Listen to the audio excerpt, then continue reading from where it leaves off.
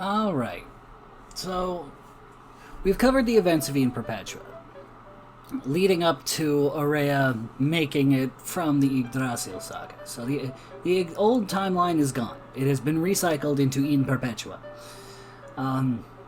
Which means all the same old concepts have been reintroduced and repurposed. That includes some of the original failsafes, and we'll get into profiling them a bit later. Because right now I wanna get into some of the characters from the original timeline of the Siegfried Saga, because I figure that'll take us into the current series. So I'm going to be doing character profiles of the original timeline versions of these characters. And the first one I guess I'm going to cover is Anisa herself. In the original timeline, it's like I was stating in Scorpion's Dawn. She was a bit of a rough and tumble girl, but let's start from the beginning. Anisa Sassori is the daughter of an archaeologist and an otherwise well-to-do socialite. She does run her own business, but her mother is mostly getting her mother mostly gets things done through favors and connections. That's really what it is. Like she has a business, and it does know a measure of success, but most of her success with it comes from her wealthy investors. The way she would put it is she learned how to play the game. And she is ruthless. She is ruthless, and she knows... She cares a lot more about appearances than she does about anything else. But that's because she's thinking in advance. She knows how to reinvest her own money. And she wants to make sure that her daughters are, one, not embarrassing her in public, and two, capable of having that same entrepreneurial spirit, even if they're a little bit more on the level than she is. She's very much one of those people that she has dirt on so many different people through, for lack of a better explanation, hard work, because I don't think she slept her way to the top. I don't think she would be against using sex as a political tool, but I don't imagine her mom being that kind of woman. I genuinely imagine her mom being the kind of person where she was just able to dig up dirt very easily on people. She was just very skilled at that.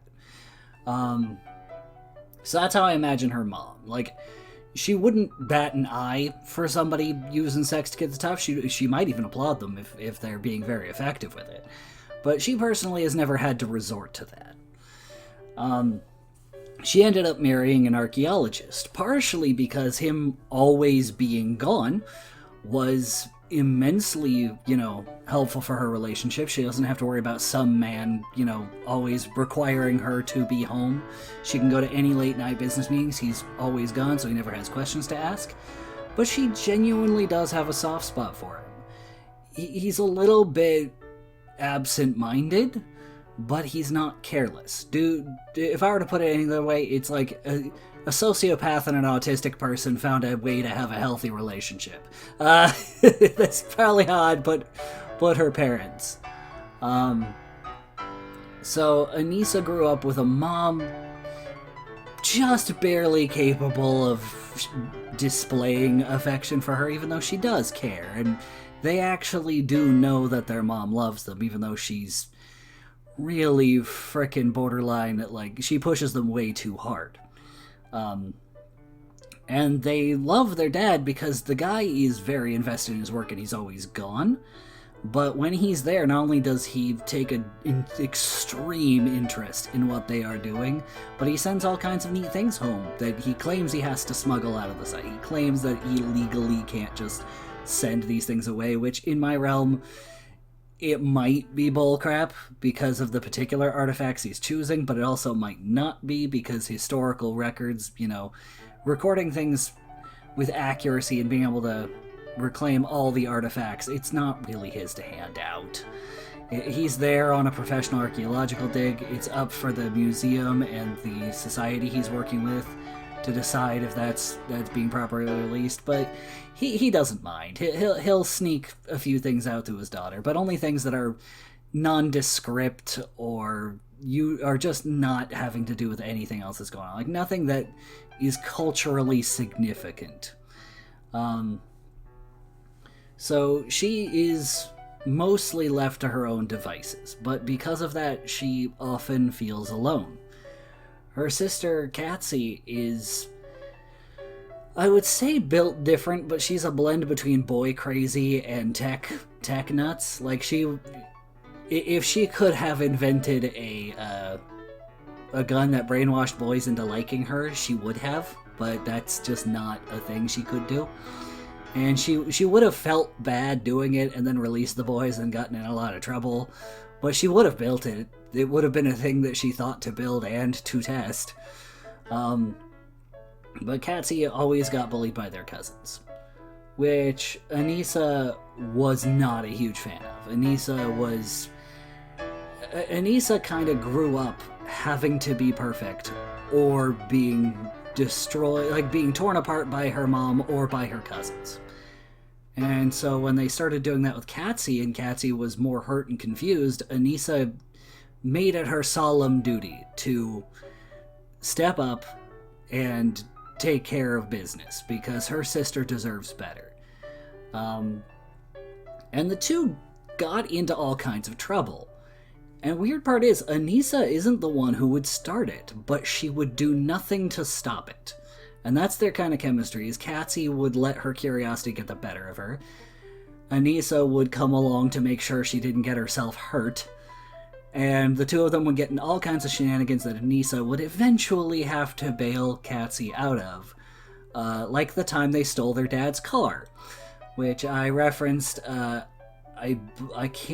think it was at the beginning of Siegfried Saga, but I didn't reference it in Scorpion's Dawn for a damn good reason. Because it happened when Anisa was like 8 and Katsy was 6, so there's only about a 2-year difference. But it's enough of one. It's enough of a difference for it to matter. But they're like, Dad's not here, Mom's off at a business meeting, let's steal Dad's car, woo!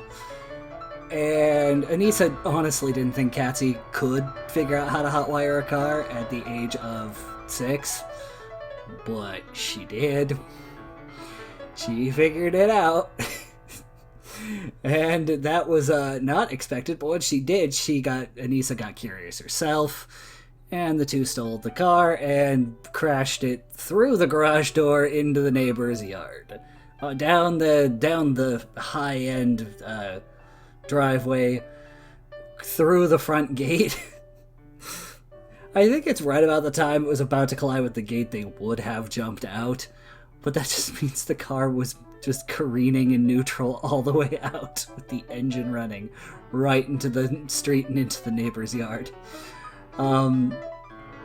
Their mom is not stupid, so as soon as she saw it, she knew exactly what happened.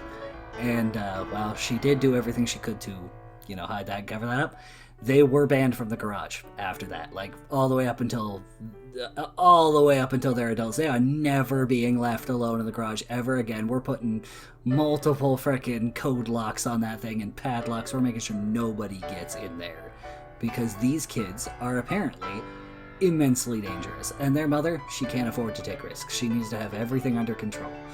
So it's one of those kinds of things.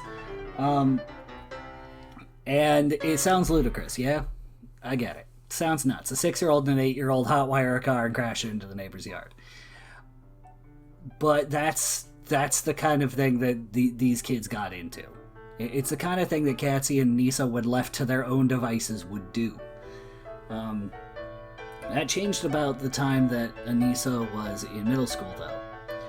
Her mom had basically told her that because she would occasionally beat up her cousins, because of the car incident, things like this, all these times that she and Katsy got in trouble, it's like, no more. If I catch you guys on one more adventure, and any of these little shenanigans, if there's even so much as a smell of you two causing problems, I will absolutely send one of you off to a boarding school. Doesn't matter which one to me. I will send whichever one I decide in the moment. Which is almost scarier to Anisa, because she wants to be able to keep an eye on her younger sister and protect her. And so she started shooting down Katsy's ideas. Started, spending less time encouraging it. And Katsy, now robbed of a partner in crime, started to kind of retreat into herself, but she could tell it was because of Mom. She could tell it was because of their mom, and she didn't take it personally, but she was very sad.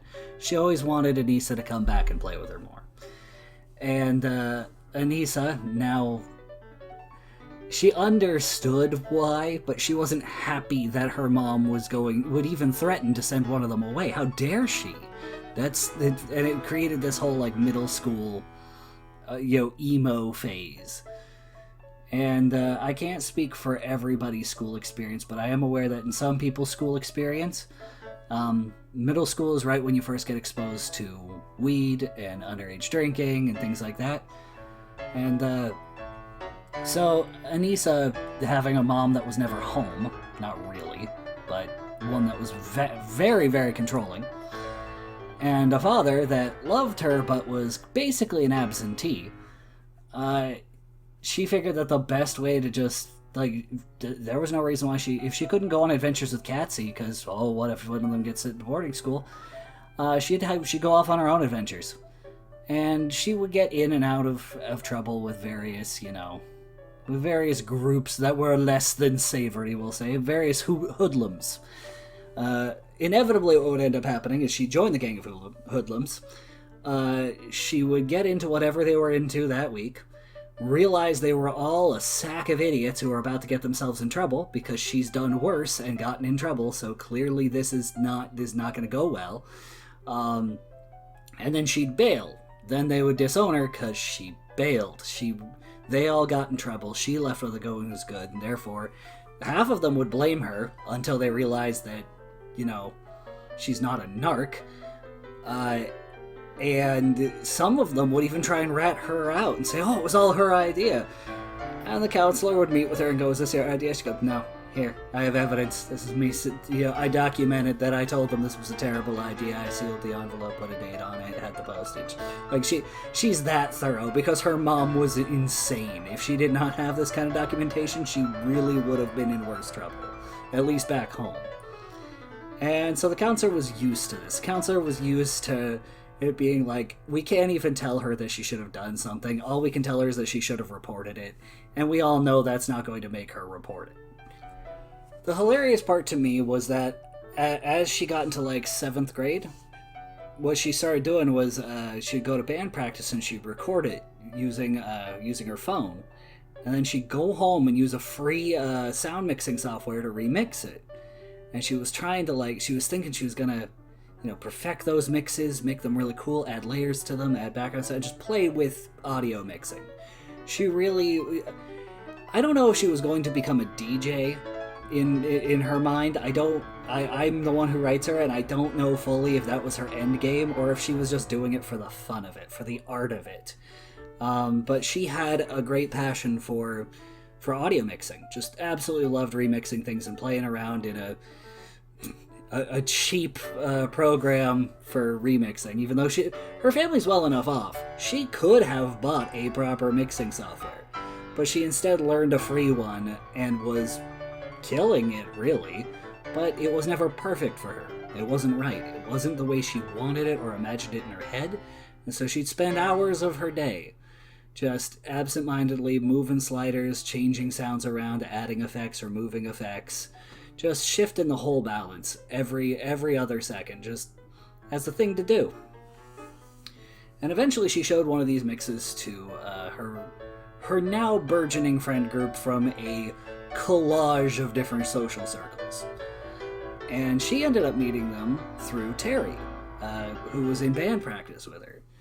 And she just happened to be leaving band practice with Terry when Terry's girlfriend Maria showed up.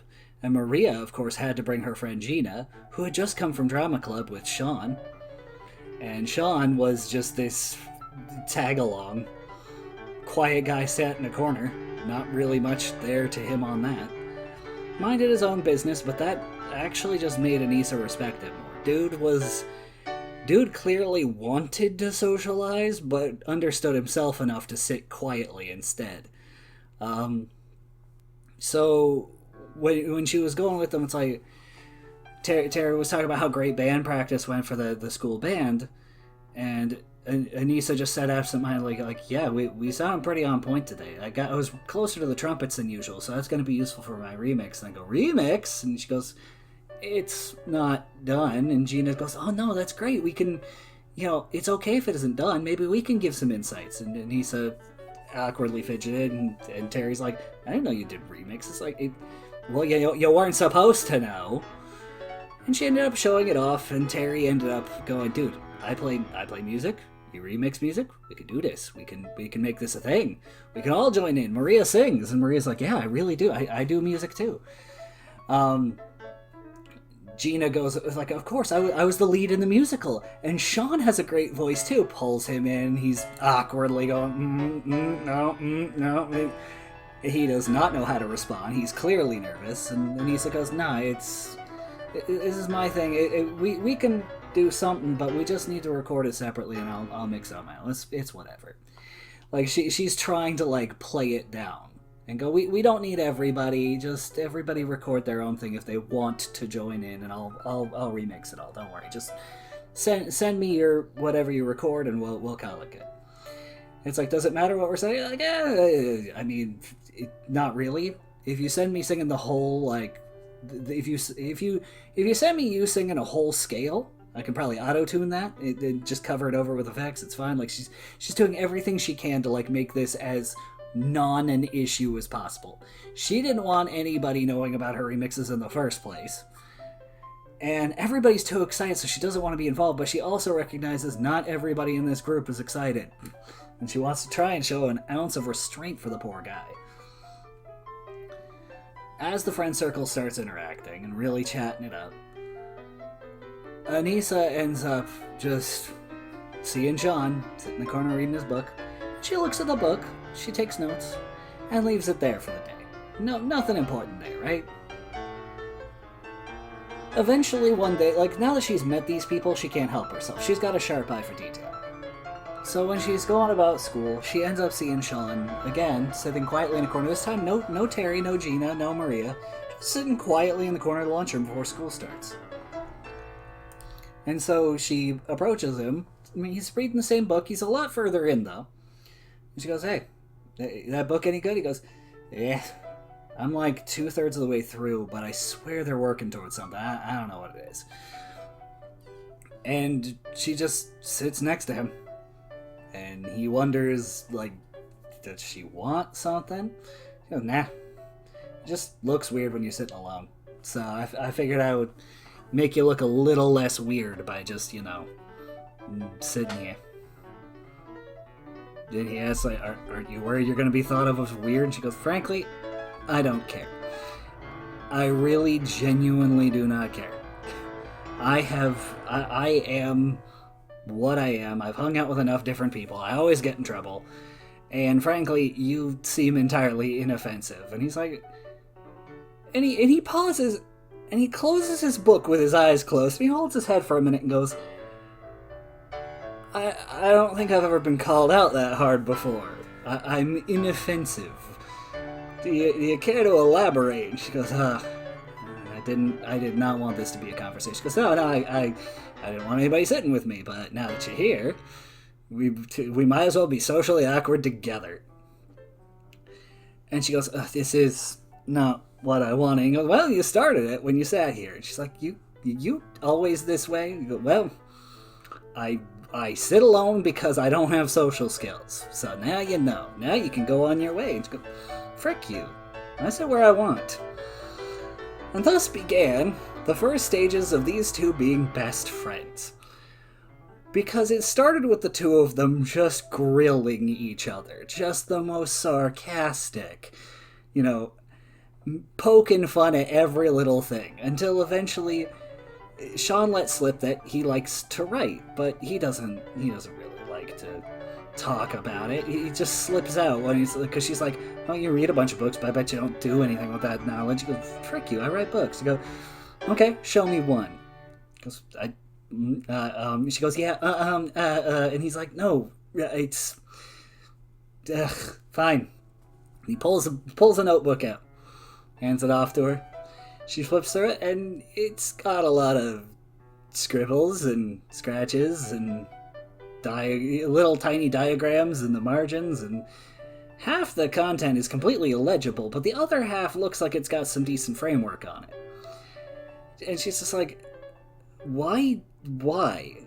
Just why?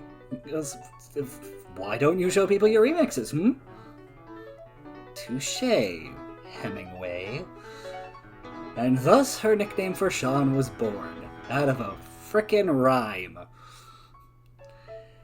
And it was a shot at him writing books, because even though Hemingway... Okay, I'll phrase it this way. The history of the world as we know it is not... There's none of the same nations, it's not exactly the same cultures, it's not exactly the same history. And yet, many of the historical figures we commonly accept, that we are usually aware of, a version of them existed in the Siegfried Saga's original timeline. So there is no America, there is no British, there is no French, there's no German. There's stand-in nations, but there's not really those nations. They are so boiled and homogenized into each other to the point of pointlessness. It's so if I were to use the frickin' world as we currently know it as the template, everything is so homogenized and blended together and cross-cultural by our standards that it's entirely pointless. Like, it's really not something to sit and think about. They are literally divided only by arbitrary lines and differences in political structure. That's it. There was a... Just leave it be. I think that's the answer. It's just leave it be. It's not important. It's important that, these be humans and this is a facsimile of Earth, but I purposely made this not Earth for a reason. Because it's not Earth. It looks like Earth, but the physics, the nature of everything, it's very different, so it's not Earth. It's just like Earth. And no, I have not named the planet they're on. Not Earth. Not Earth is what it is called, as of now. We will discover its proper name when and if I decide it's important. But it is not Earth. That is what you need to know. It doesn't matter where it is. It is the human planet that is not Earth. And you can take that how you please. But the big thing overall is that Anisa and Sean got to know each other basically by being dicks to each other and both rolling with the punches, which was refreshing for them. They were kind of both socially inept due to various traumas. And Anisa would eventually discover that Sean was not very well off. Like, they didn't have to worry about where their next meal was coming from, but they're living out of a studio apartment. His mom and himself. And it's only those two because his father is a world-traveling rock star. Not like #1 in the world, but decent enough where he can send enough back to support his mom with food and a studio apartment. She doesn't have to work to live semi-comfortably inside a studio apartment in a middle-class town. Like, it's not very glamorous. They're practically bordering on rural Oklahoma. Joking. But no, they're not in an overly well-off place, but they're cozy. They're comfortable enough.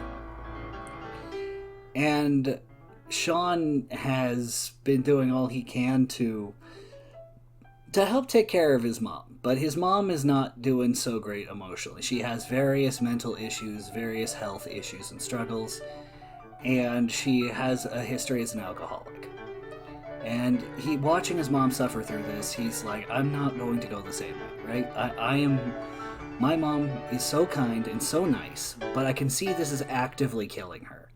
And I don't want to play a part in that. I don't want to go down that same road, and I don't want her to fear that should she die, I'm going to end up the same way. So I am not that kind of guy. And in the original timeline, that's kind of how it started, right? It's just these two unlikely friends crossing paths via mutual friend circles and ending up getting along better than their other three friends, who, at that stage, were kind of orbiting around them.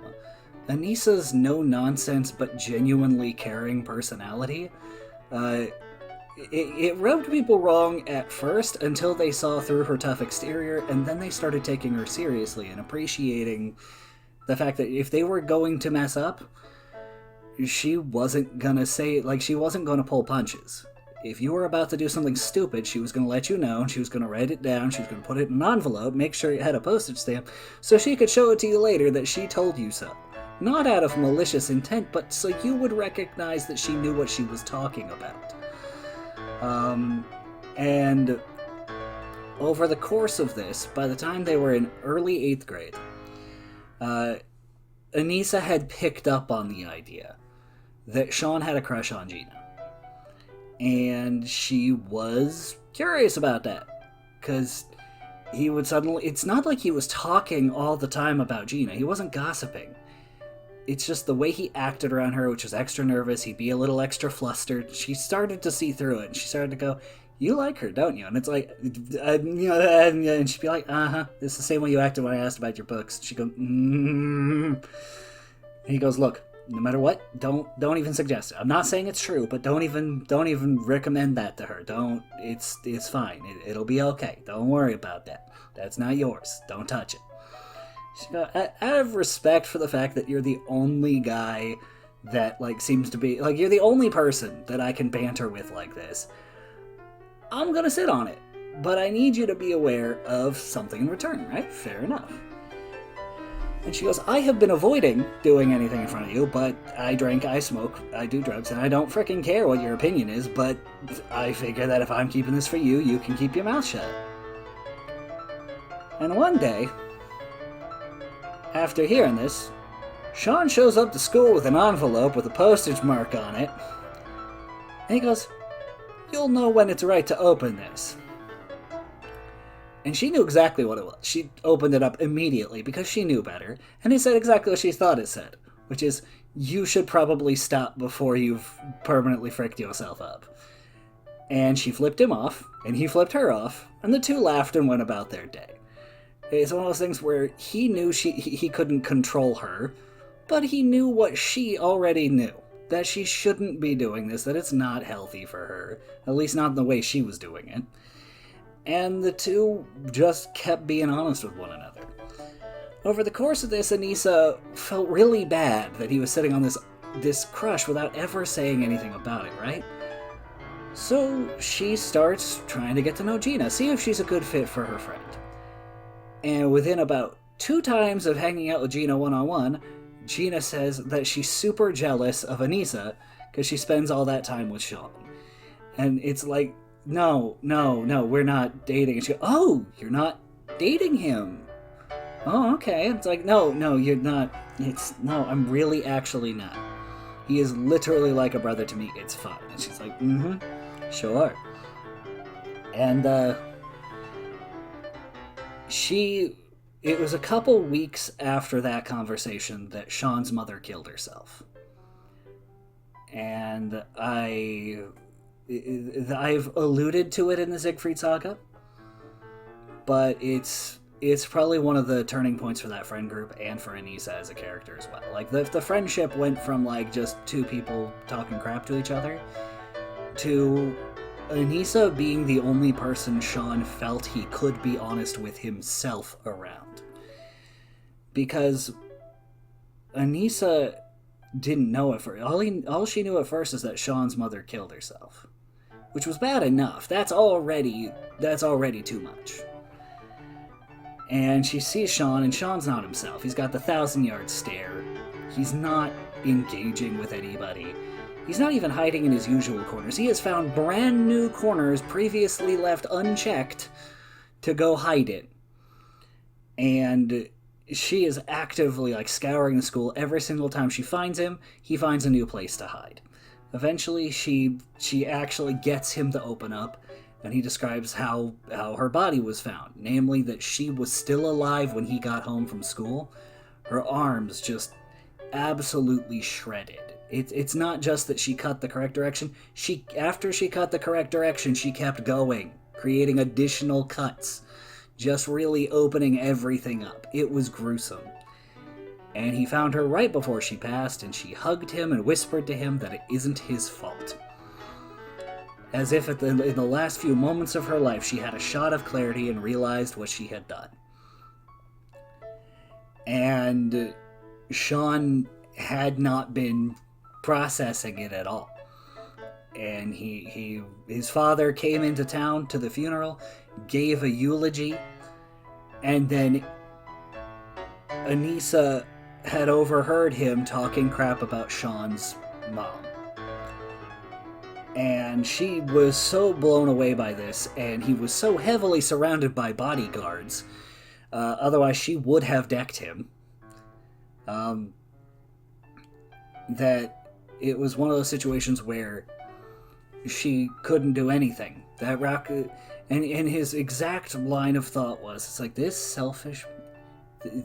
selfish woman wanted to ruin my tour by killing herself, meaning I had to show up here and cancel my tour to be here, or I look like the asshole. How selfish can you be, killing yourself to ruin somebody's tour? It's crazy. You know, like, literally just talking how ungrateful she was. And he's like,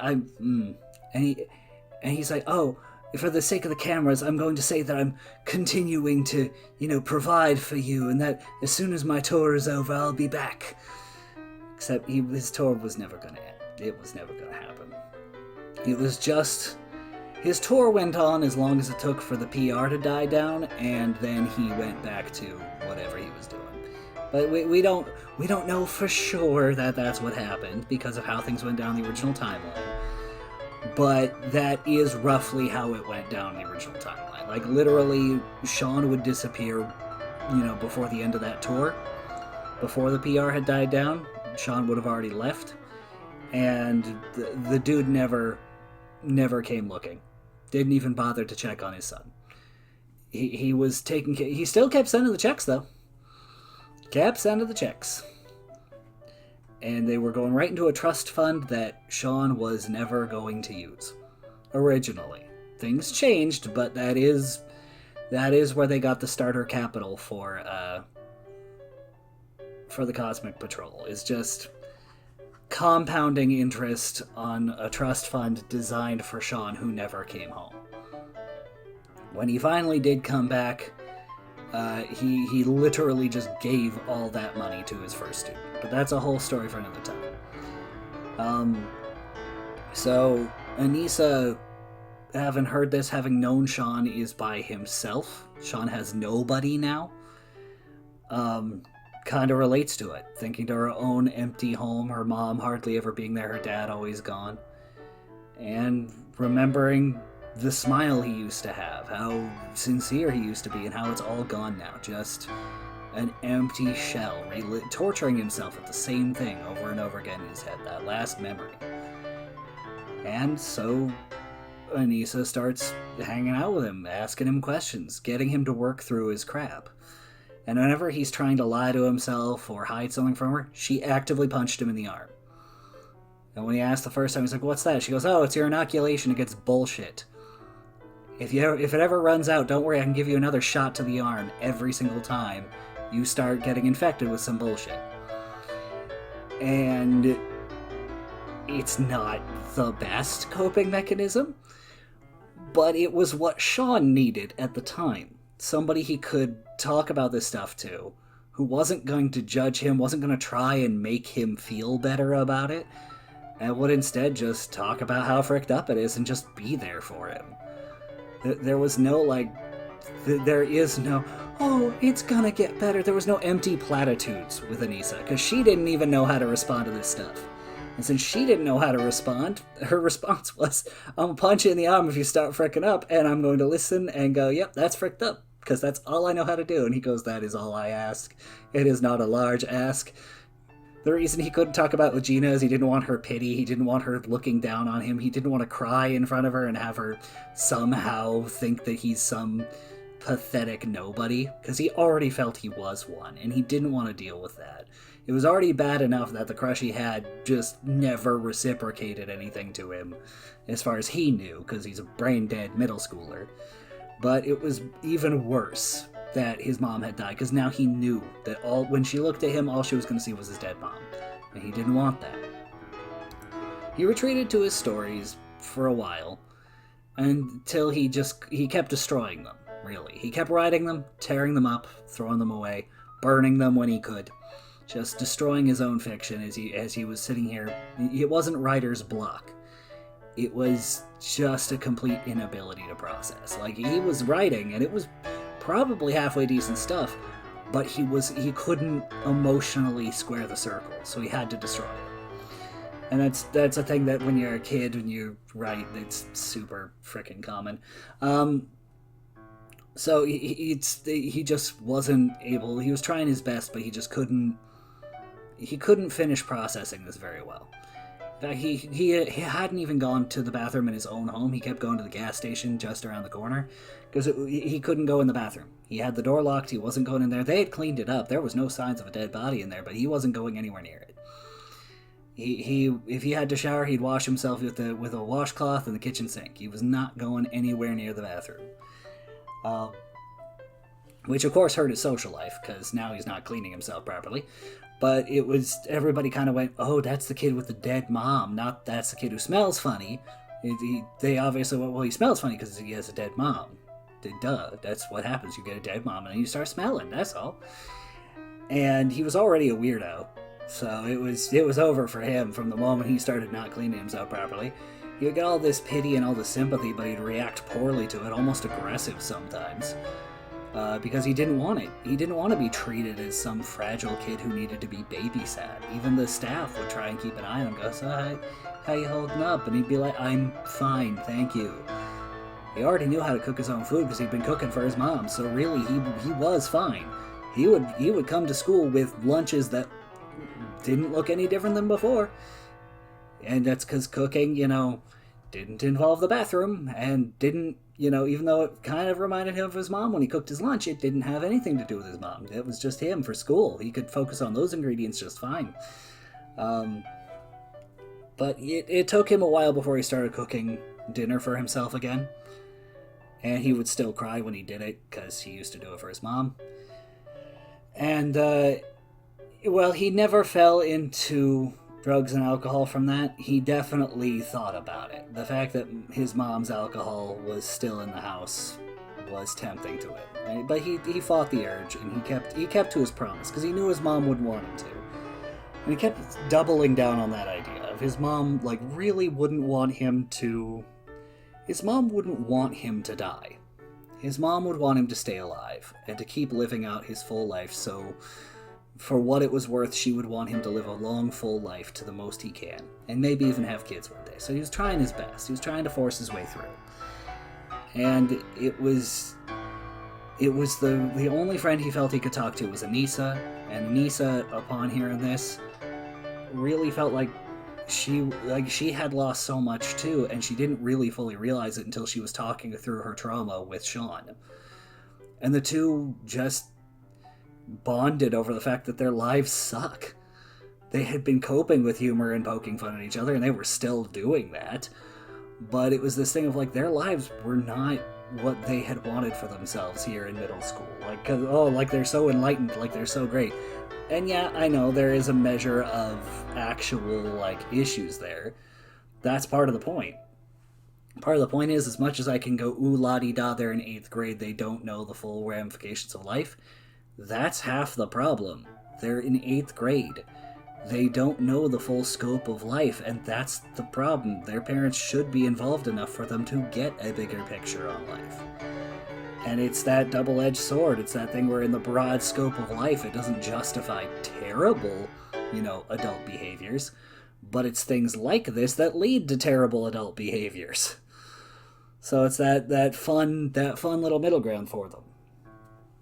But the trick was, when they hung out with each other, They called each other on their crap, and they didn't let each other get away with anything. After Sean's mom died, out of respect for Sean and because he was right, she did her best to clean herself up. She stopped smoking, she stopped drinking, she stopped all that stuff. But mostly out of respect for Sean, but also he was right. It was messing her up, and it was really not good for her. And so before it got too far out of hand, and yeah, it was hard, she also was tempted. That's part of why Sean would still poke fun at her when she'd lapse. She would punch her in the arm and say he's inoculating her against her bullshit. I mean, it's a thing. But it was this thing of like them being there for each other was healthy. She had a darker edge to her that he helped to kind of loosen up with his more optimistic and kind nature. And he was so self-destructive that having somebody that was harsh enough to just be brutally honest instead of coddling him helped him to be more realistic with himself.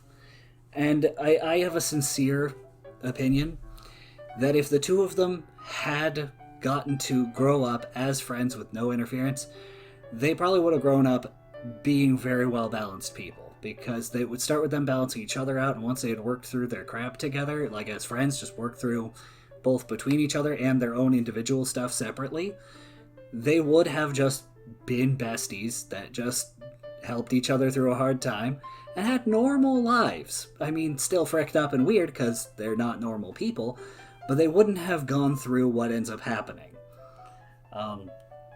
So we're going to call this the early years, because this is... And I suppose so far all of this is canonical to Scorpion's Dawn, because we're not at that stage of the story yet. We're coming up on it though. So you know what? I'm gonna cut this off when we finally hit that stage of it. So we're basically there. Terry and Maria had been dating consistently as a couple since before Sean and Anisa met each other. So they had been a couple pretty consistently, and towards the end of 8th grade year, Maria wanted to take it more seriously. And Terry's like, dude, we're still in middle school. And she's like, but this is when it starts in my family. In my family, it's when you go into high school that you really start finding your person. And I want you to be my person. So I want you to meet my uncle, and he'll help me decide if you're my person. He's like, I don't think this is a good idea. And she's like, no, it's fine. It'll be great. You're just a hormonal teenager. It's not like that's gonna go horribly wrong. But she kept pressuring Terry, and Terry kept trying to dodge it. And Terry and Sean would hang out after school all the time. Like, it wasn't much, but it was something. They had met through Maria and Gina being friends, and then they just kind of realized they got along, and they just chilled out and talked crap. Not like the same kind of crap he and Anisa do, where they insult each other, but literally just random thoughts in their head. Like, in the case of Sean, it was like literally every fictional scenario he would think of that could potentially, against all odds, happen. And like, what do we do in case of a robot apocalypse? Where do we meet for a zombie invasion? What if I travel back in time? What do I tell you? And Terry would play along because this was fun. These were fun games. To Sean, they were like very like they were games, sure, but we had to take it seriously just in case. You never know. And Terry thought that was fair. He's like, you're right. If we think of this as a big old joke and we never take it seriously, then if it ever did come up, we wouldn't be helping ourselves. And if we're coming back in time, or if we're in a zombie, any of that stuff, we actually have to just be ready in case it does. Like, yeah, it's like... And it sounds so freaking weird too, but it's super common in certain friend circles. Anyway, so... There was set rules that they would do, and they would talk this stuff, and they'd go hang out and just chill and sing random songs and talk random crap and play games, whether it's physical sports like Terry liked, or various computer and video games like Sean liked. The two just they got along well enough because Sean wasn't overly vocal and Terry wasn't overly assertive. So the two kind of just... Terry was more active, but he wasn't going to push Sean further than he wanted. And Sean wasn't very likely to speak up, but he had plenty of ideas of what they could do for fun. So it's like the two would bounce off each other really well. And this added to the issue of the fact that since Terry is dating Maria, and Maria is friends with Gina, and Sean met Gina through drama club, so he gets to hang out with her during his extracurriculars. Now he can sometimes not get away from her even after school, because Terry would bring Maria over, and Sean would have to politely excuse himself because he's too awkward to hang out with the girl he has a crush on. And Anisa would watch all of this stuff because she was in the same friend circles, and she would make fun of Sean mercilessly.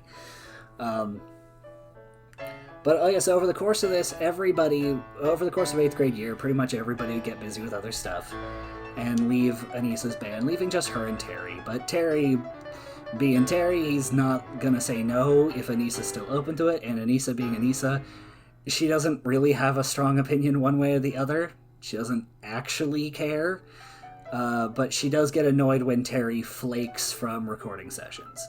Because it's like, I set my time aside. You know that I don't. She already had a thing that was anti-people. She doesn't like when people cancel on her. Even as an adult, like, if you try and cancel on Anisa, she's absolutely the person who will send you really with no capital letters whatsoever and a question mark. So you know that she's just like, she's giving you that look. You all know the look. We all know that look because we all have that one friend. So as they were reaching the end of 8th grade, of course, that's when depending on where you're at, that's where you transition into high school. In this particular case, that's where they're at in this part of the world. And so they were all going to be going to different high schools, is what Anisa would discover. And Anisa would discover this just by sitting around, because people after a while just got used to just telling her what's going on in their life, and she just got used to listening. And then talking crap, and them listening, which that's a pretty solid gig if you ask me. In middle school, you get to be that one friend that everybody, like, it's annoying because everybody's telling you their life problems, but it kind of pays for itself because you get to poke fun at and talk crap about people, and they just laugh instead of being offended. That's a really solid gig. Anisa was pretty cushy for 8th grade, but over the course of this, she would eventually get caught in an awkward position because she had been sworn to secrecy by Gina to not tell. Because after Sean's mother passed, Gina kind of tipped her hand and went, I always liked him, but now that he's all sad, I'm worried about him, and I don't want him to, I don't want to hurt him and make it worse, so she wasn't saying anything. And Sean had already sworn her to secrecy, and Anisa's respected Sean, so she wasn't going to say anything. And she actually thought Gina might have a point. That if Sean knew, at now of all times, that Gina had a crush on him, that would be a problem. That he wasn't in a mental state where he could handle being in a relationship. The extra stress would cause him a lot of harm. So she sat on it. She's like, I'm going to respect Gina's wishes. That's my shield if he finds out. So I was respecting Gina's wishes.